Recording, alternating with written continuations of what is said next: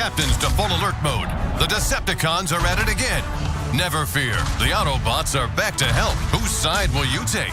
The Transformers collaboration is returning to World of Warships, featuring diverse bundles filled with commanders and camouflages with discounts that are out of this world. Will you side with the Autobots in the fight against evil? I am Optimus Prime. Autobots, roll out. Hot Rod. Autobots, let's all blast that Decepticon together. Bumblebee.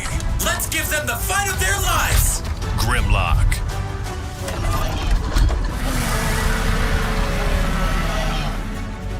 It's not always fun being a good bot. Join the Decepticons and seize power. Megatron. Such heroic nonsense. Decepticons, attack!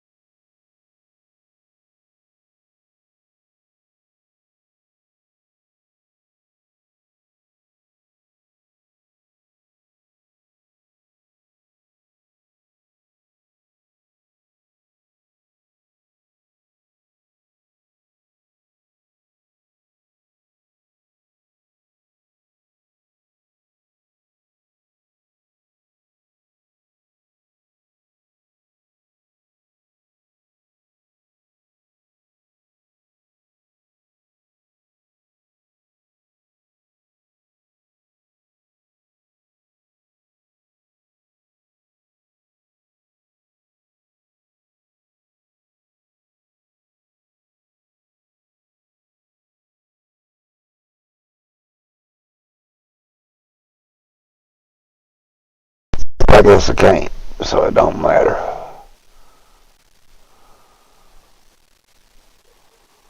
You automatically receive a mission. Well, I automatically receive it because I've already got it.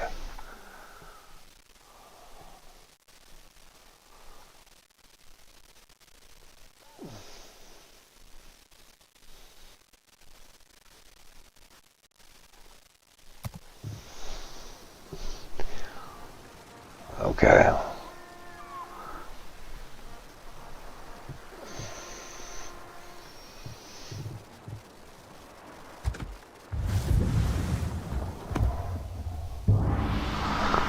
There we go. Well, I guess we can listen to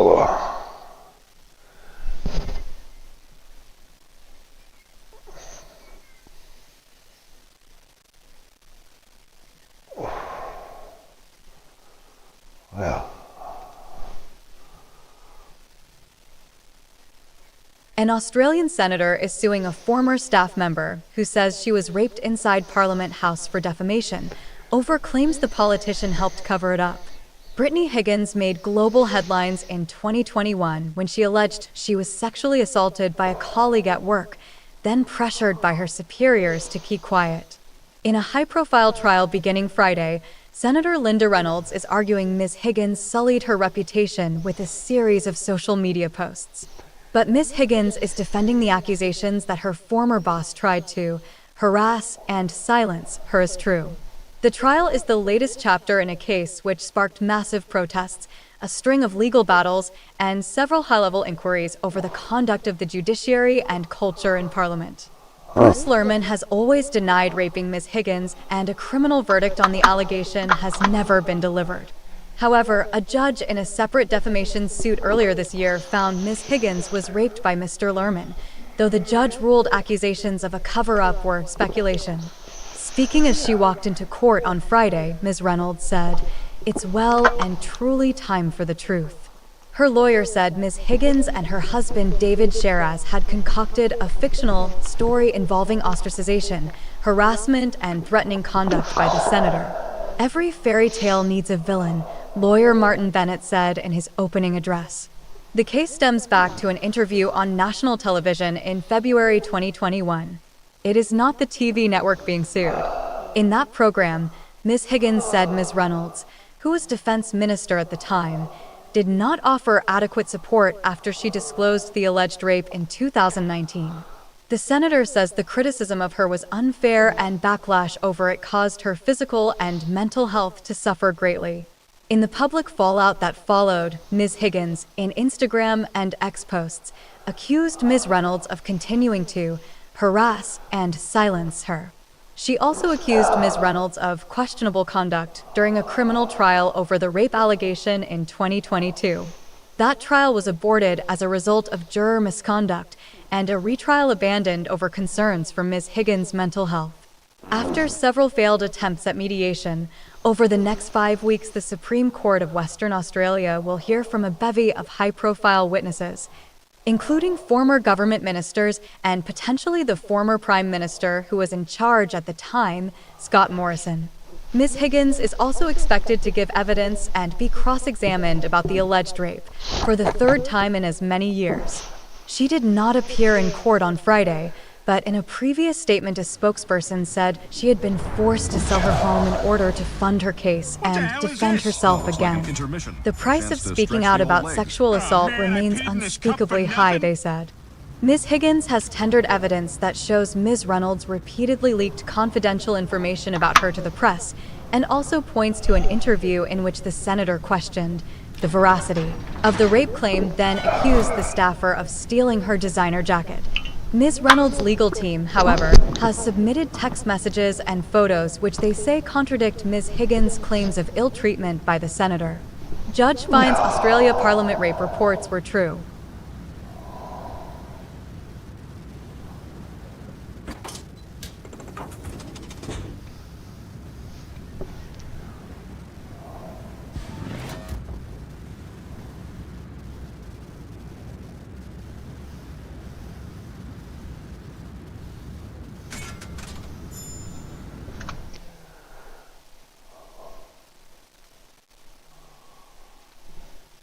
A union representing New York City firefighters says its rank and file are disgusted and disappointed with the plea deal sparing alleged 9/11 mastermind Khalid Sheikh Mohammed and 2 other terrorists from the death penalty.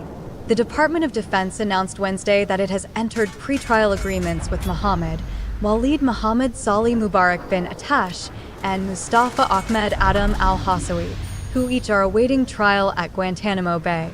In exchange for removal of the death penalty as a possible punishment, these 3 accused have agreed to plead guilty to all of the charged offenses, including the murder of the 2,976 people listed in the charge sheet.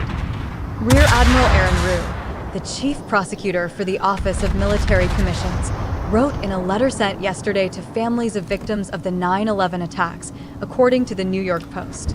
On behalf of New York City firefighters, especially the survivors of the September 11th terrorist attack, who are living with the illnesses and injuries that were inflicted upon us that day. We are disgusted and disappointed that these 3 terrorists were given a plea deal and allowed to escape the ultimate justice, while each month 3 more heroes from the FDNY are dying from World Trade Center illnesses. FDNY Uniformed Firefighters Association President Andrew Ansbro said in a statement, Thursday, Vance slams 9/11 plea deal during rally. Need a president who kills terrorists, not negotiates with them. The Office of Military Commissions did not immediately respond to a request from Fox News Digital this morning. Read on the Fox News app. The president of the group 9/11 Justice, which describes itself as a grassroots movement of families of the victims of the September 11, 2001 terrorist attacks, also said Thursday that we are deeply troubled by these plea deals. While we acknowledge the decision to avoid the death penalty, our primary concern remains access to these individuals for information, 9/11 Justice President Brett Eagleson said.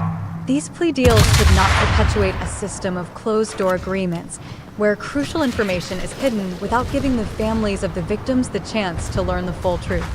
The defendants are accused of providing training, financial support, and other assistance to the 19 terrorists who hijacked passenger jets and crashed them into the World Trade Center in New York City, the Pentagon in Arlington, Virginia, and a field in Shanksville, Pennsylvania, on September 11, 2001. 9/11 mastermind. 2 others strike plea deals while awaiting trial. Families of victims very disappointed. The attacks killed nearly 3,000 people in the worst terror attack on U.S. soil in American history. The 3 men, along with Ali Abdulaziz Ali and Ramzi bin al-Shib, were initially charged jointly and arraigned on June 5, 2008, and then were again charged jointly and arraigned a second time on May 5, 2012. In connection with their alleged roles in the attacks, the Department of Defense says they are slated to be sentenced in Guantanamo Bay on August 5th. Fox News' Louis Cassiano contributed to this report. Original article source: FDNY Union slams 9/11 plea deal. We are disgusted and disappointed.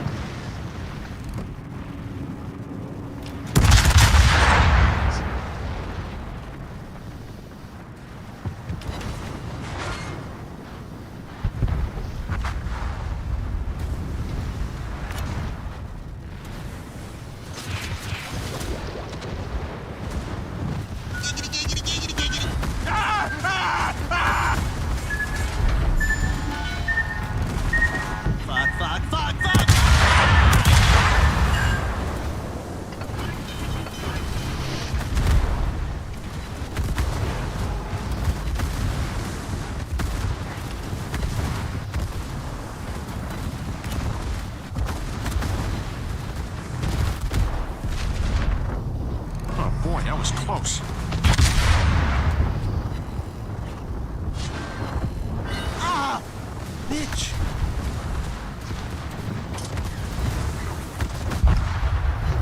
Damn and that.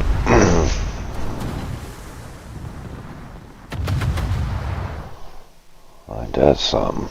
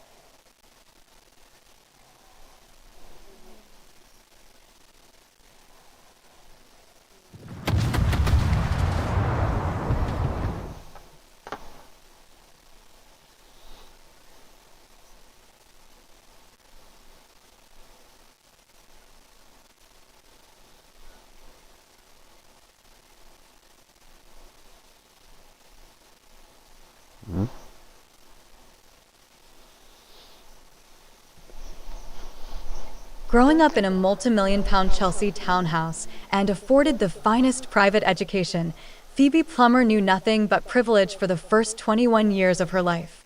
The star student made the most of it too, as a high achiever at her £50,000 a year sixth form, St. Mary's School, Ascot, and securing a place to study computer science at Manchester University. A comfortable life surely beckoned, perhaps, like her father and two older brothers, pursuing a lucrative career in insurance. Yet, 2 years ago, a defining, headline-grabbing moment saw the promising student spurn her loving, middle-class background and settle on a decidedly different route in life, one of civil disobedience, handcuffs, and, ultimately, prison cells. On October 14, 2022, Ms. Plummer made headlines across the world as she walked into the National Gallery and threw a tin of soup over Vincent van Gogh's masterpiece Sunflowers, worth an estimated £72.5 million, all in the name of climate justice. The stunt, and her subsequent arrest, launched the pink-haired eco-warrior into the limelight and set her on the path to becoming the poster girl for the controversial campaign group Just Stop Oil, JSO. The 22-year-old has since repeatedly broken her bail conditions to go on protest marches. She has attempted to confront MPs on their doorsteps and, just this week, sprayed orange paint on departure boards at Heathrow Airport Terminal 5. Given her generous upbringing, it is unsurprising that her transformation has not gone down well with her family. One of Ms. Plummer's brothers reportedly no longer talks to her, while her relationship with her father is said to be strained. So how did it come to this?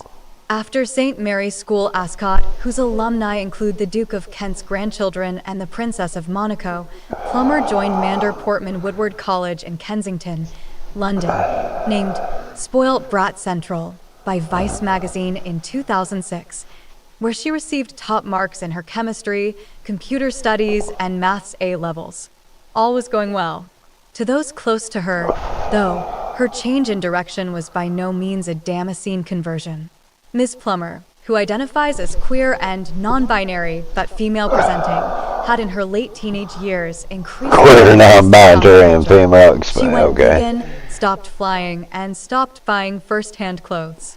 And, like many Gen Zers, she began to rally behind the climate cause, fearful of the existential risk it posed to her future, and was soon signing petitions, writing to MPs and joining marches. With a London drawl, Miss Plummer is an eloquent and confident speaker, if a little blunt. Readers may have watched her run-ins live on air with figures from former Conservative MP Jacob Rees-Mogg to the BBC's Victoria Derbyshire. She is well-versed in climate speak, trotting out the same bit-sized quotes in various interviews and rarely straying off topic. That is aside from one interview she gave in April last year to Tipping Points, a little-known podcast by a PhD student at Imperial College London. Speaking with an ankle tag on, she gave a far more intimate take on why she felt it necessary to risk everything to become JSO's agitator-in-chief. It would be naive for me to turn around and say, "I have no worries about having a criminal record or having been to prison," she told the host. It's a big step to take. But for me, I had a flip in my brain where I thought all of these plans and hopes and aspirations I have for my future, for a career, for a family, they don't exist unless I fight for a future in which they're possible. Right now, the only future I see for myself is one of mass famine and constant drought, of wildfires and floods and societal collapse. There's no career on that kind of planet. There's no having a family on that planet. So direct action is the best way I can secure my future, not with a university degree as it should be. Ms. Plummer's first short stint in prison was in November 2022, when she should have been enjoying her freshers' term at the School of Oriental and African Studies in London after dropping out of Manchester. Instead, she was sent to HMP Bronze Field on remand after breaking bail conditions. A fortnight after the Van Gogh arrest, she joined dozens of other JSO protesters in blocking the M25, causing 4 days of travel chaos.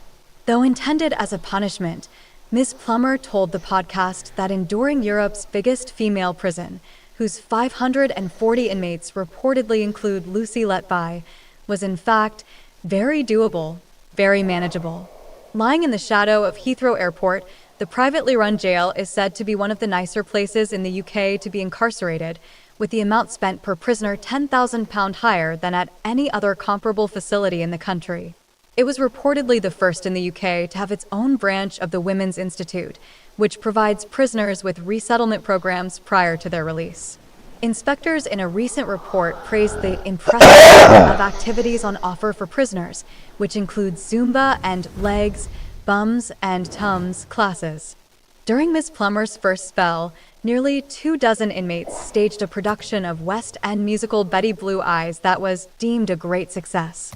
Allowed to share a cell with a fellow JSO activist and regularly seeing others who had taken action over the M25, she said, "It was nice in prison because there's the space and the time to have the conversations about why you're there."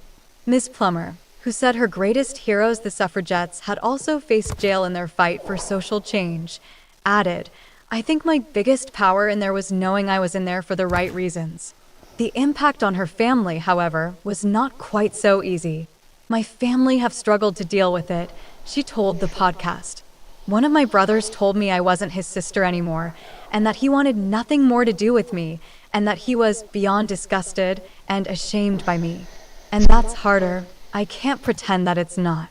She told the host how, after her brother got engaged and spoke about wanting to start a family, she told her mother, "When they have children, I will feel more grief than joy." This reaction was, she said, because she was so scared about the world that their child would grow up in. Conversations with her father, meanwhile, have been painful.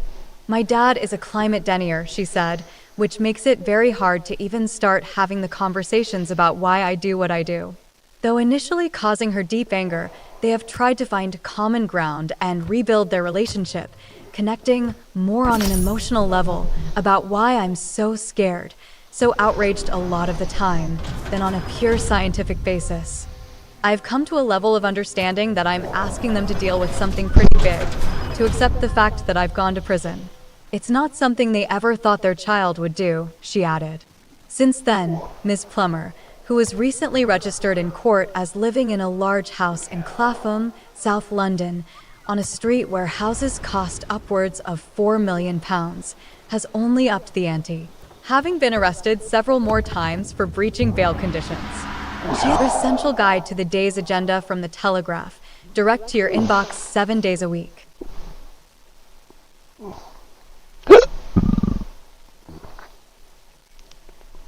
A French lifeguard and local authority convicted over the death of a British schoolgirl who drowned on a trip to France 9 years ago have lodged appeals. Jessica Lawson, 12, who attended Wolferton School near Hull, had been swimming in a lake near Limoges in July 2015 when a pontoon overturned. Teachers Chantel Lewis, Daisy Stathers, and Stephen Lane were cleared of the equivalent of manslaughter by gross negligence for a second time by a Court of Appeal judge in France on July 17th.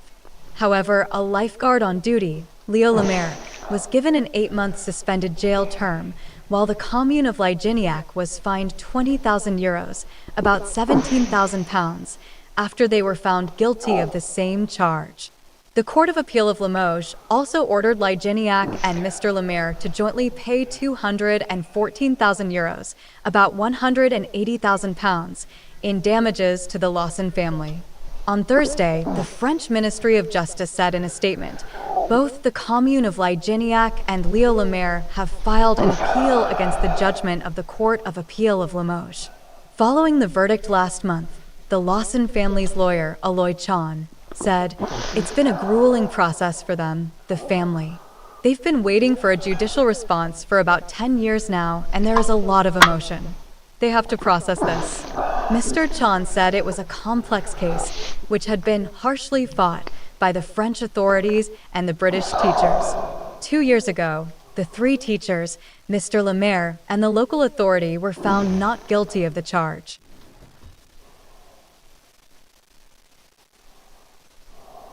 For allowing her transgender daughter to play on a South Florida school district employee has been suspended from her job for allowing her transgender daughter to play on a high school girls volleyball team. The Broward County School Board voted 5-4 to suspend Jessica Norton for 10 days without pay for violating Florida's Fairness in Women's Sports Act. Under Florida's law, public secondary school and college sports teams are required to be designated based on biological sex, which the state defines as the sex printed on the student's official birth certificate at or near the time of birth. Norton will also no longer be able to work for the district as a computer specialist, but she has to be given a different job with equal responsibility and pay. Norton and several other school staff members were reassigned to non-school sites while the district investigated. She was the only one not cleared of any wrongdoing. In December, state officials placed Monarch High School, where Norton's 16-year-old transgender daughter has been on the girls' varsity team the last 2 seasons, on administrative probation for a year and fined the school $16,500.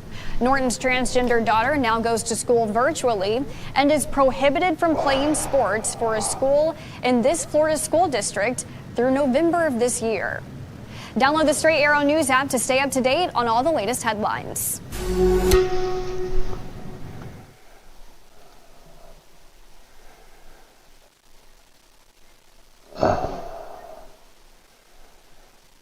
A New York appeals court on Thursday denied former President Donald Trump's effort to throw out the limited gag order in his New York criminal hush money case. A panel of 5 judges from New York's mid-level appeals court rejected Trump's argument the gag order was no longer necessary since the former president's trial concluded, determining that the fair administration of justice necessarily includes sentencing. Trump's sentencing, originally scheduled for last month, was postponed until September 18th in light of the Supreme Court's ruling on presidential immunity. Judge Juan Merchan imposed the gag order in March, prohibiting Trump from making public comments about jurors, witnesses, court staff, and individual prosecutors in the case other than Manhattan District Attorney Alvin Bragg. Merchan held Trump in criminal contempt 10 times for violating the gag order, fined the former president $10,000, and threatened to imprison him if he violated the gag order again. Merchan lifted some of the gag order in June related to jurors and witnesses, but left intact a portion of the gag order preventing statements about court staff, prosecutors, and their families.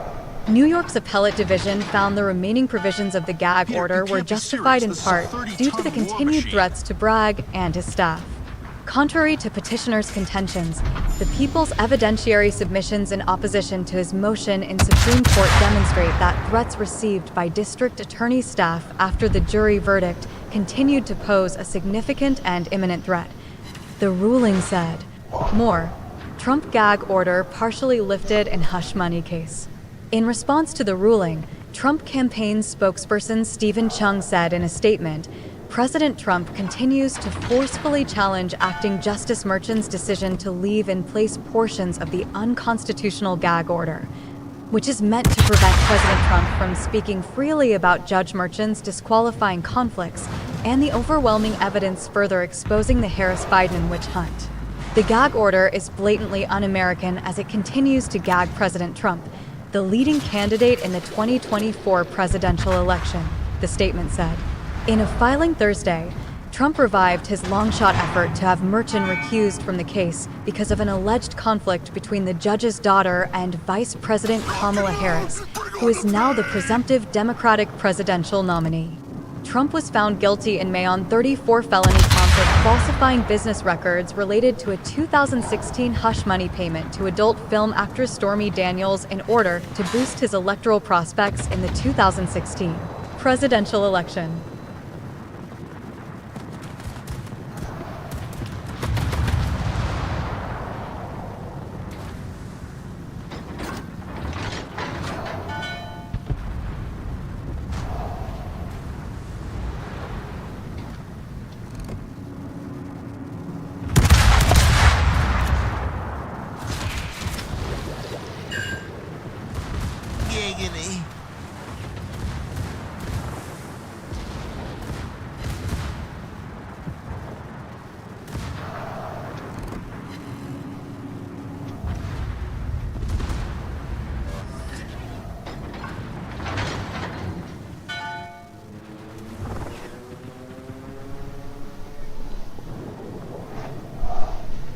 Giggity. Giggity, giggity, giggity.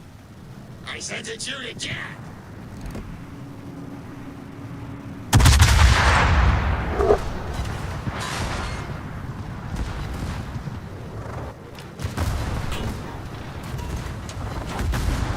Whoa, that is hot.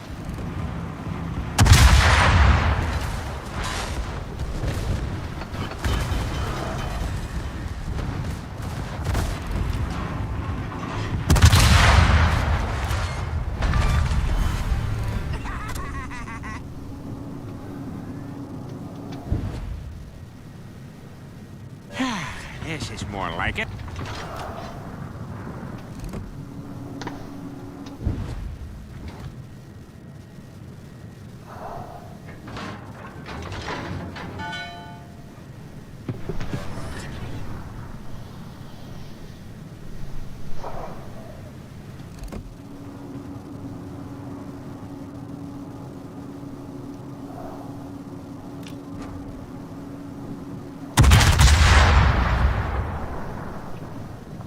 Kill that bastard.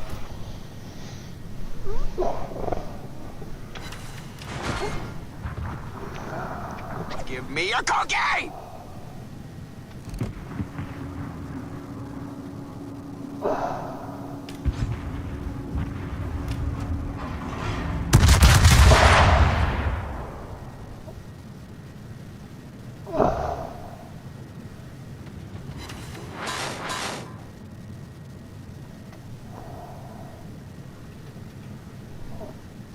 Rock it out! Bring on the pain!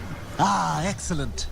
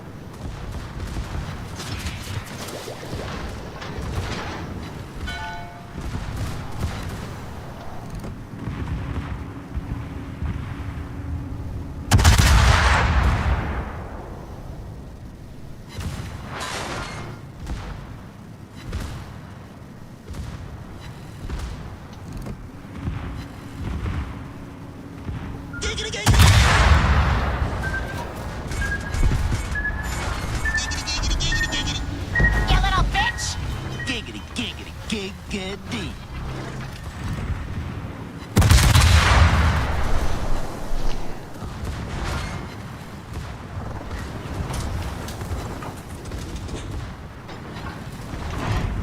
Oh, thank God. Really dodged a bullet there.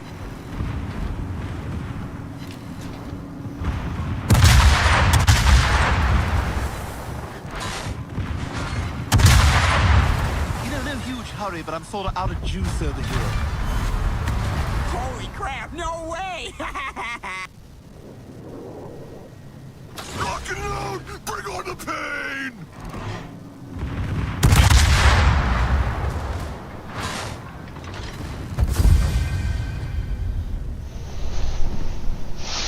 There we go.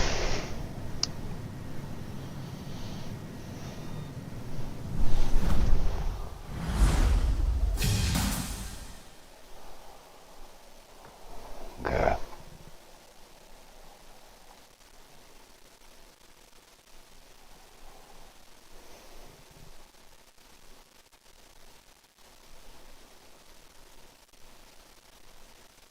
Order on former President Donald Trump in his hush money case.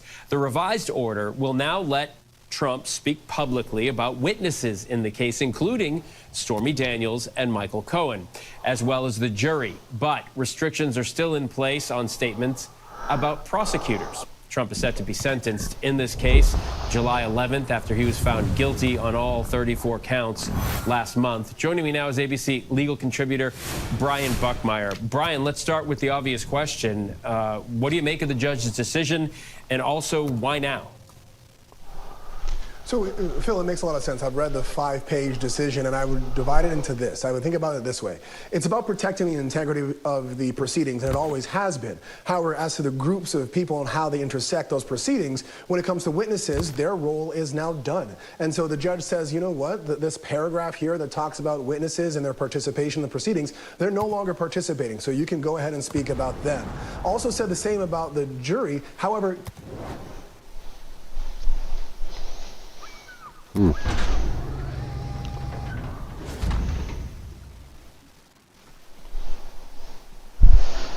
left in place one of the rulings that they could not release public or personal information about those jurors. So that's not going to be kept out. But for prosecutors and court staff, they're still participating in these proceedings because they're not done until July 11th. And so I think that's why here is important at this time to release certain people from the protection of that gag order, but still maintain others while the proceedings in many ways are still continuing until the 11th.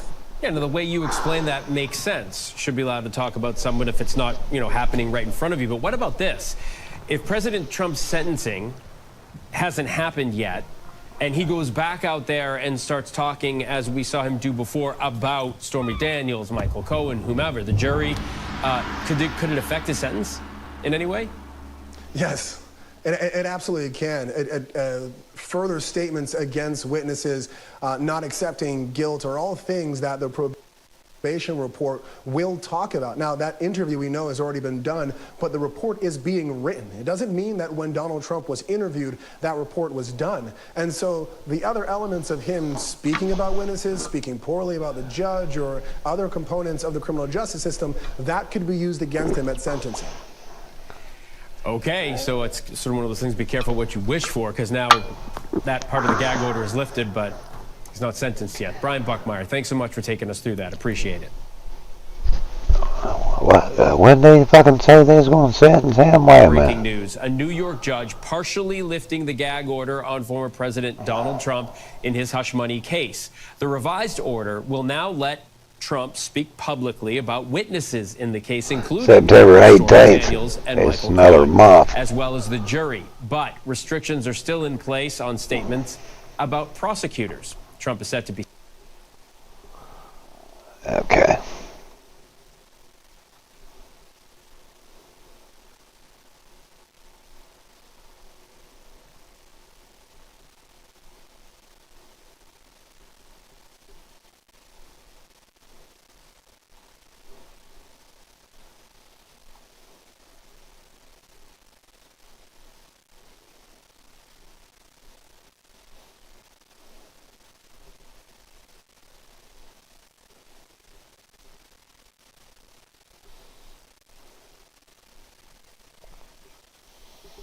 Let's see. Let's fact check this shit here.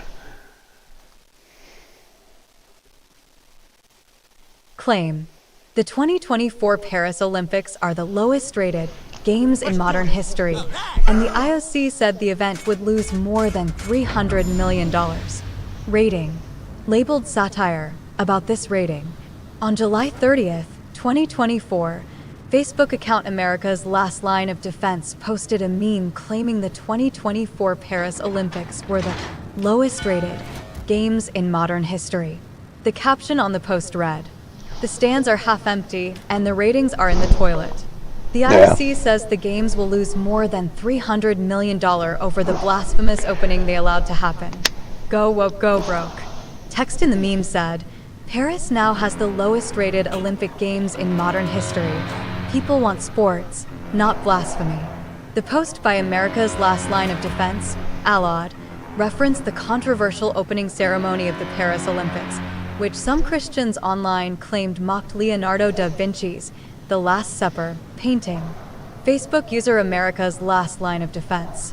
At the time of this writing, the post had received more than 90,000 reactions and 15,900 comments, many of which seemed to interpret the rumor as a factual recounting of real-life events.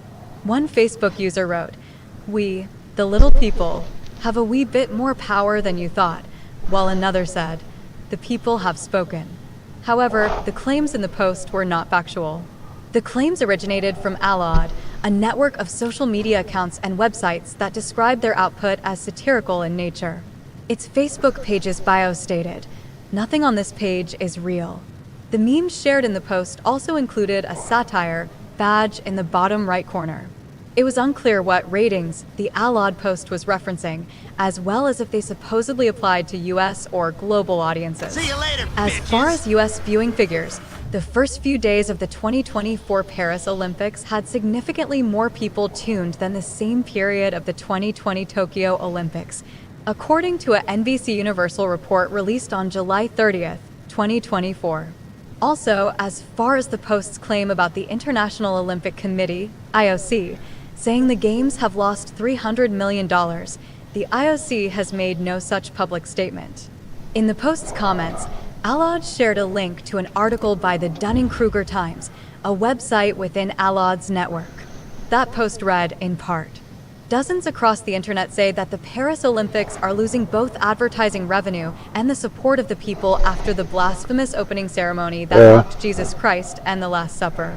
While none of the reports are credible, they all come with headlines the common potato will go nutty over." According to the Dunning-Kruger Times About Us page, the website uses the term potatoes or taters to refer to conservative fans of America's Last Line of Defense. They are fragile, frightened, mostly older Caucasian Americans. They believe everything. It also stated everything on this website is fiction. Allied and its associated accounts have a history of making up stories for shares and comments. Snopes has addressed other satirical claims about the 2024 Paris Olympics in the past, including one that said Home Depot ended its long-standing sponsorship of the Games, and a similar rumor that Samsung withdrew a $1 billion sponsorship from the 2024 Paris Olympics, citing opposition to a woke agenda. For background, here is why we alert readers to rumors created by sources that call their output humorous or satirical. Sources: About Us, Dunning-Kruger Times, com, August 1st, 2022, https://dunning-kruger-times.com/about-us/ Eifert, Sean. Home Depot ended 30-year sponsorship of Olympics after 2024 opening ceremony. Snopes, July 31st, 2024, https://www.snopes.com/fact-check/home-depot-sponsor-Olympics/. Izzo, Jack. Olympic opening ceremony featured Da Vinci's Last Supper? Snopes, July 30th, 2024, https://www.snopes.com/news/2024/07/Olympics-last-supper/. Lee Jessica. Why Snopes covers satire and parody. Snopes, July 26, 2024, https://www.snopes.com/notes/snopes-satire-parody/. Lyles, Jordan. Samsung withdrew $1 billion sponsorship from Paris Olympics due to woke agenda? Snopes, July 30th, 2024, https://www.snopes.com/fact-check/.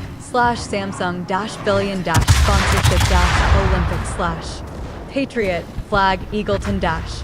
The Paris Olympics are paying dearly for the blasphemous opening ceremony. Dunning-Kruger Times, com, July 30th, 2024.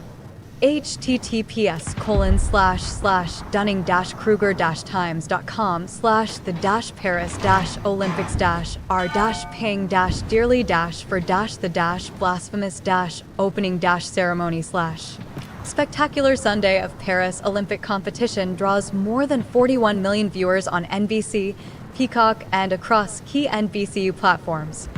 Universal Media, https://www.nbcuniversal.com/article/spectacular Sunday Paris Olympic competition draws more million viewers NBC Peacock and Acro SS. Accessed August 1st, 2020. Oh God! Oh God! I gotta get out of here!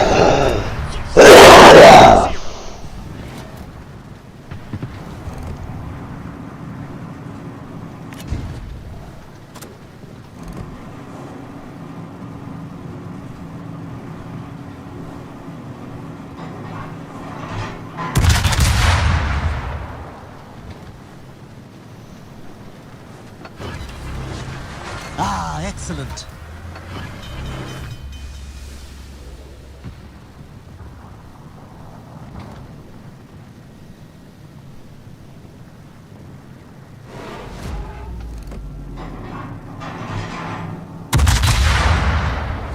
Time for a little payback.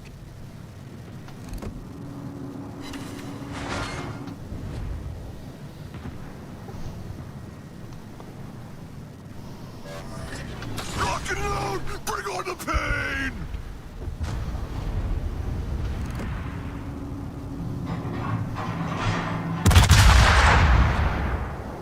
You may look like a bum, but you got a lot of talent, young man.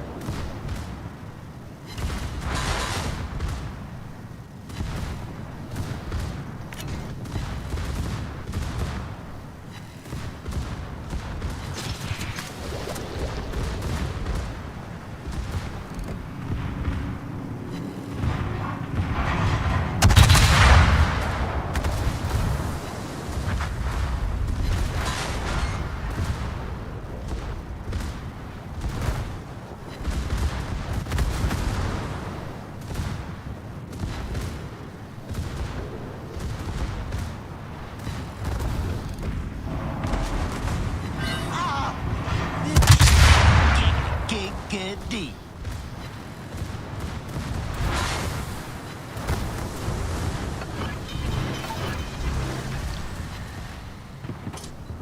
You know, no huge hurry, but I'm sort of out of juice over here.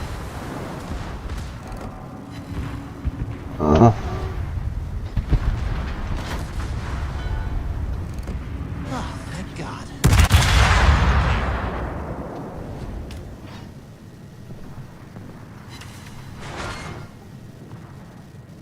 I sentenced you to death!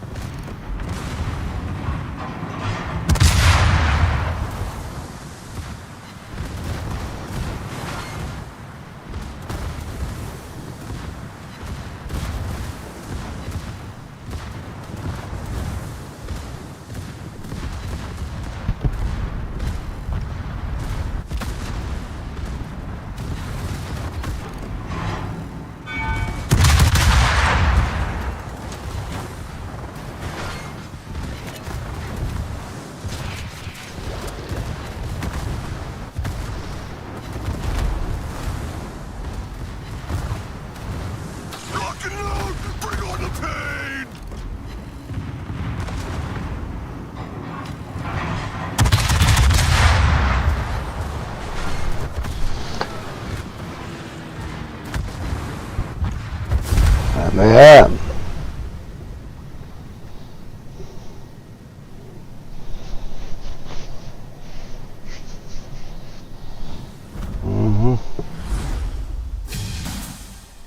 One more and we'll get into some doubloons.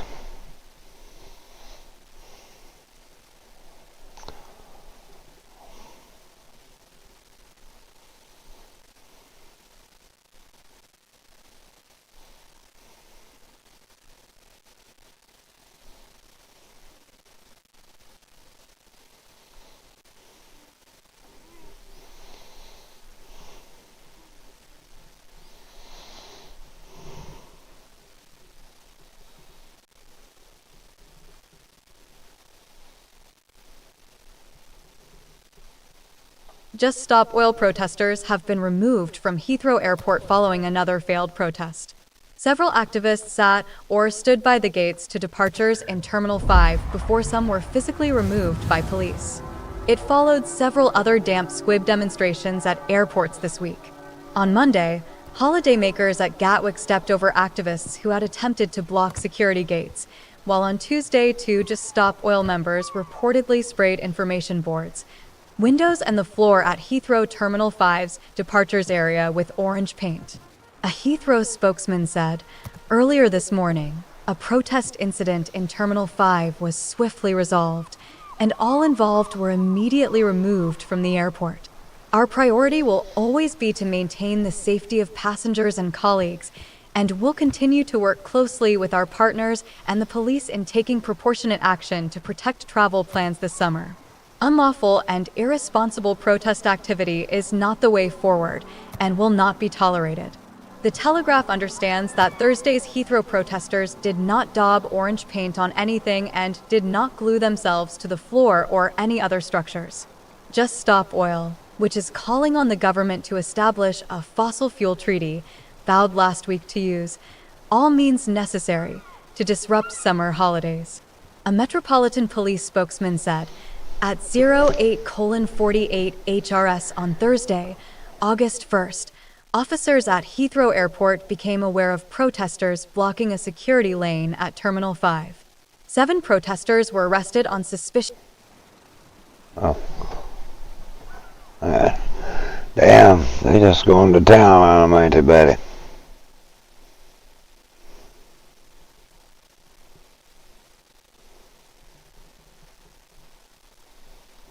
Okay. Either Mike Tirico is very busy in Paris, or he's not too thrilled with SiriusXM host Chris Russo, or perhaps both. Russo, known as Mad Dog, said this week that he had an interview lined up with NBC's Olympics host, but got ghosted by both the network and Tirico himself. The former New York radio icon says he feels that it was because of a joke he cracked about NBC and the games. Click here for more sports coverage on foxnews.com. Last week on ESPN's First Take, in a segment titled, What Are You Mad About?, Russo cracked a joke about the Olympics broadcasting its opening ceremony in IMAX theaters for $20. I'm taking Stephen A. Smith on a date, Russo said to begin a nearly 2-minute diatribe. I'm gonna take him to an IMAX theater, put down $40 to see the stupid Olympic parade in Paris. Do you see what NBC is doing? Read on the Fox News app. But after the joke, that's apparently when the other side went radio silent. To make a long story short, I texted my producer, Eddie Wednesday. I said, Eddie, what's the story here? Did we hear from Tirico? And he said, no, not yet. Russo then said he hadn't heard anything from NBC on Thursday or Friday, and then took it upon himself to text Tirico himself. I said, Mike, what's going on here? Russo said, he still received no answer. You mean to tell me that what I'm mad about has got that power? That somehow, someway, 4,000 miles across the ocean, they heard me kill the IMAX thing and decided not to put Tirico on? Asked Russo. The Olympics has come under fire for a boxing controversy that reached new heights early Thursday morning after a female boxer forfeited mid-match against another fighter who was deemed to have XY chromosomes. The opening ceremony further caught flack for including what appeared to be a mock Last Supper, a headless Marie Antoinette, and a menage a trois. Tirico became the host of the Olympics in 2018 following Bob Costas' retirement from coverage. Follow Fox News Digital's sports coverage on X and subscribe to the Fox News Sports Huddle newsletter. Original article source: Chris Mad Dog Russo says NBC. Mike Tirico nixed interview with him after Olympics joke. Yeah, okay. That don't sound too good for old Russo, does it? I'm just saying.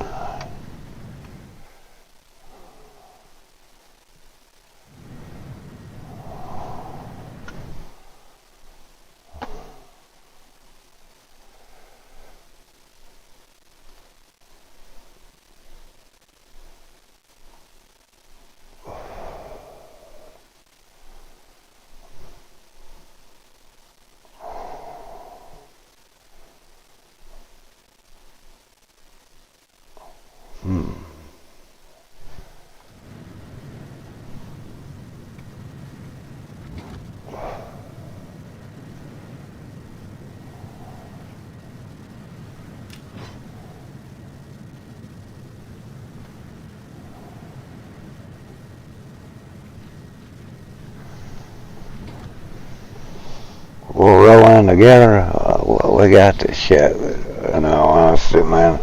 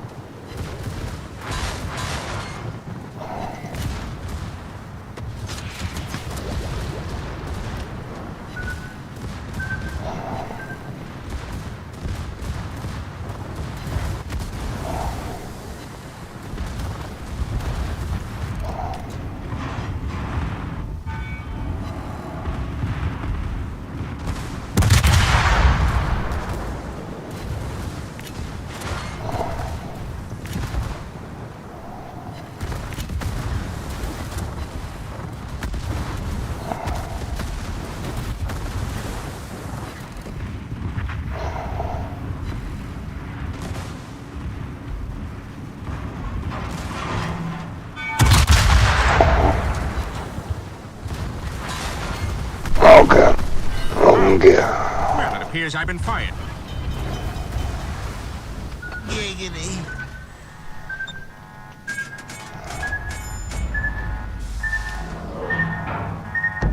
Oh, yes, just one. This is more like it. Ah, excellent. Rock and load! Bring on the pain!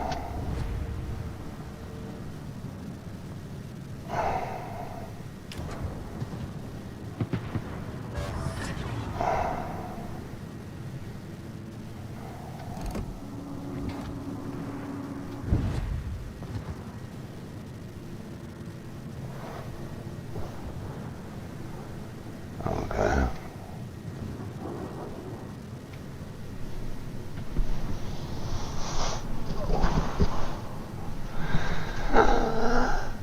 If we win this one, it's put us into the blooms. So that's not slow. He's going back too.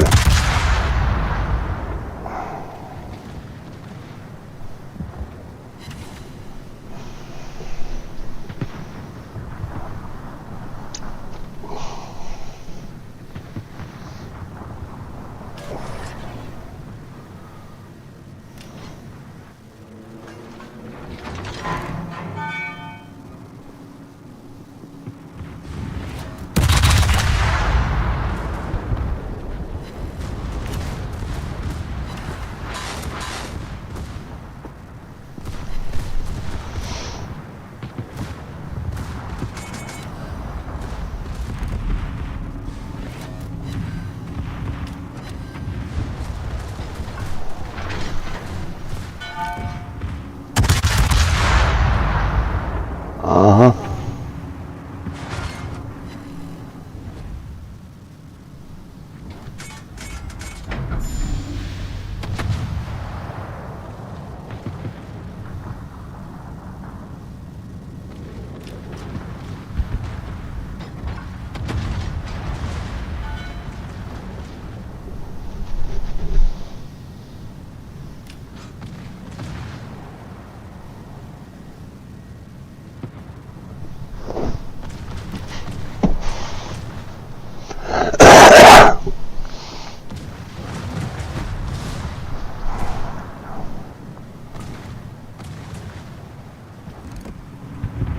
Blow that ass clean out of the water down him.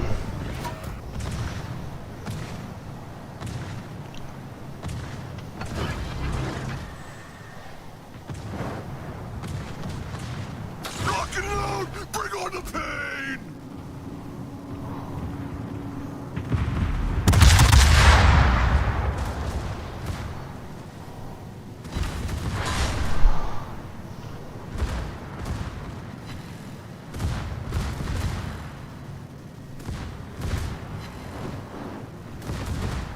We're out of gas.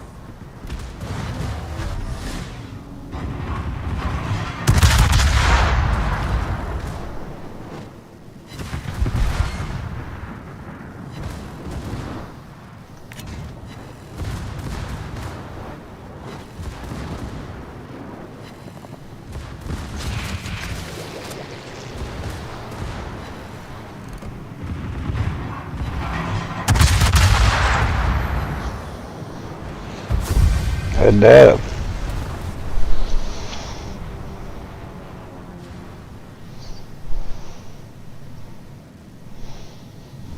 Yep. Oh yeah, we got a whole 200 damn doubloons.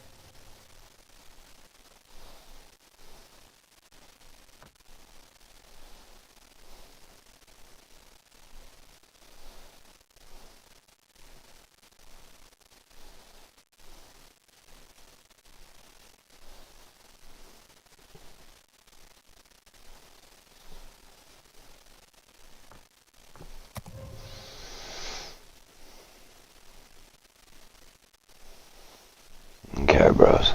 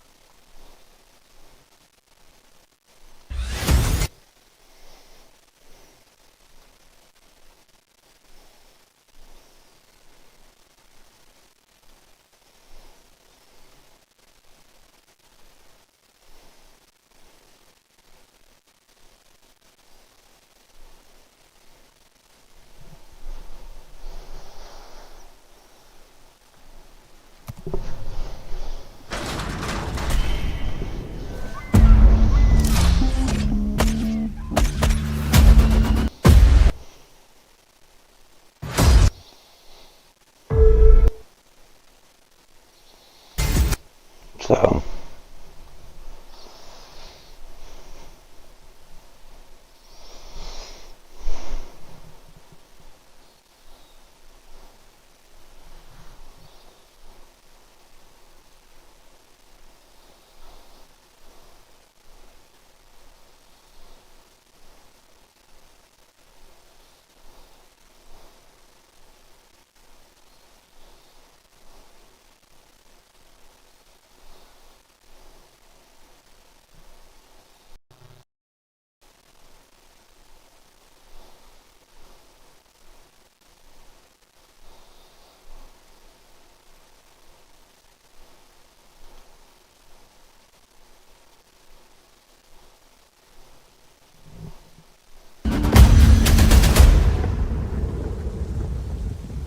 Good hunting down there.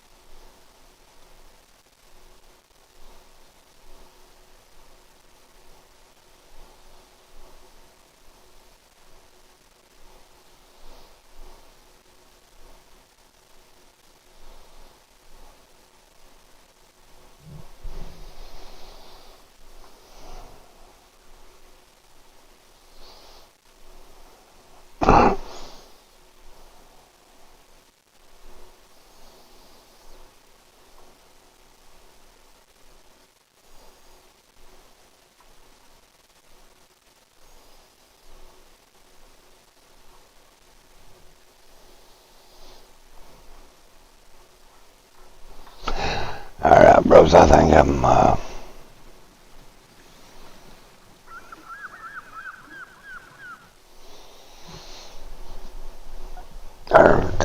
yeah, I think I'm gonna give it up here, dudes. It's getting a little late here. It's almost 3 a.m. So I think we'll